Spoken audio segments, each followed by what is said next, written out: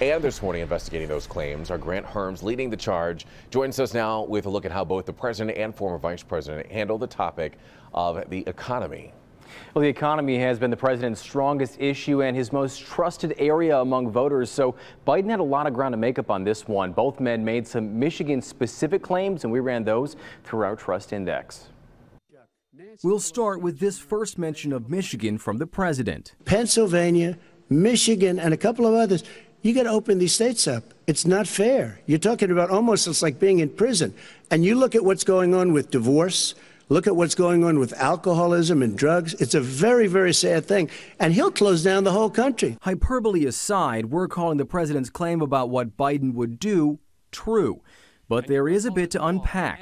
Biden has said repeatedly that he would shut down the economy if it was under the advice of scientists and medical experts. When it comes to alcohol and drug abuse, a July report from the American Association of Medical Colleges shows a series of studies showing an increase in both alcohol and drug abuse. On divorce, the president is likely pulling from a widely shared summer survey from a company that creates legal documents, which said those seeking divorce papers was up 34%. Here's two from Joe Biden on the state of the automakers and his role in the auto bailout. I was asked to bring back Chrysler and General Motors. We brought them back right here in the state of Ohio and Michigan. He blew it. They're gone. He blew it. The first claim here we're calling true, but there's more to the story. Biden did play a role in the auto bailout, but things were already in motion when he and President Obama entered the White House.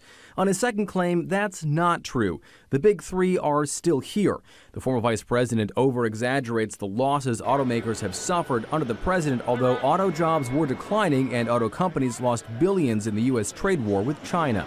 That leads to this last claim from the president. Michigan had the best year they've ever had. That is not Many true. car companies came in from Germany, from Japan, went to Michigan. We're calling the president's claims here not true for a few reasons. While it's a little unclear what he means by Michigan had its best year, the automakers lost about 11% in operating revenue in 2019, and auto sales dipped by roughly 17 million, far from their best year. As for the car companies coming to Michigan, the president has made these claims before, and there is no record of any German or Japanese car manufacturing company moving to Michigan in 2019. And we'll have all of our trust indexes from this morning, plus a full list of the claims we checked live during last night's debate on clickondetroit.com. The next debate is next week between Vice President Mike Pence and Senator Kamala Harris. That's October 7th. Hopefully they'll recover by then. We'll test their claims against our trust index then. Evrod. All right. Special thanks to Grant and the Trust Index team there.